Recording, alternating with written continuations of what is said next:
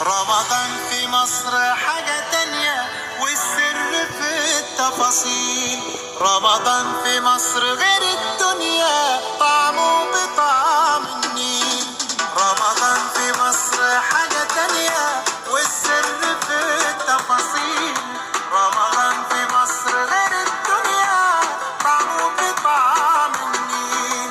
في كل حتة بنتمشى، فوانيس وزينة في الشارع، صوت الأذان يدخل قلبك، ونصلي تراويح في الجامع. بالليل بتحلو القعدة، طاولة ودومنة وكوتشينة. والله زمان ده احنا بقالنا مدة بعيد عن بعضينا. رمضان في مصر حاجة تانية، والسر في التفاصيل. رمضان